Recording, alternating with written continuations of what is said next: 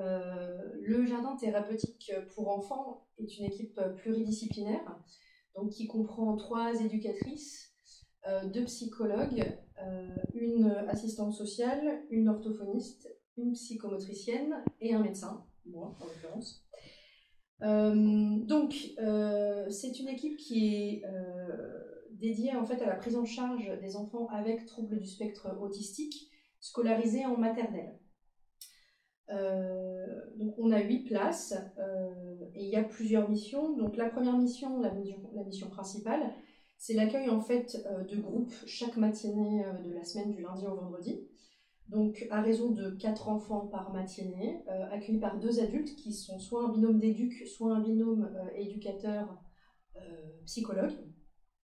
Et le but de ce groupe-là, du coup, de réunir les enfants, c'est de travailler à la fois les habiletés sociales, tout ce qui est structuration de l'emploi du temps, capacité d'adaptation, capacité de communication, que la communication soit verbale ou non verbale.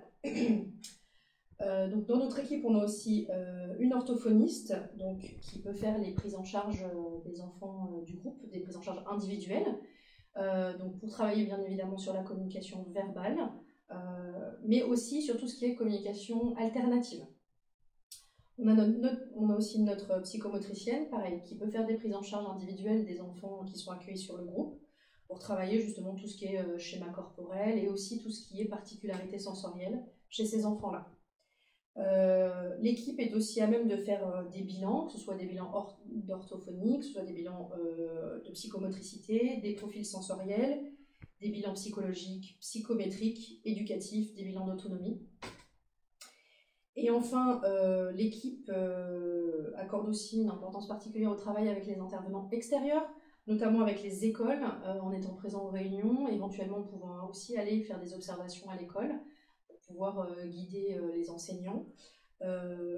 Les liens aussi avec la MDPH, bien évidemment, qui doivent être très étroits pour ces enfants-là. Les liens aussi avec les établissements spécialisés pour les orientations après le JTE, tout ce qui est IME, hôpital de jour, voilà, autre accueil. Et puis, il y a bien sûr le travail avec les parents, en dehors des groupes, donc des rencontres avec les parents, éventuellement des possibilités aussi de visite à domicile pour les adaptations des différentes prises en charge que nous faisons sur le groupe à domicile. Voilà.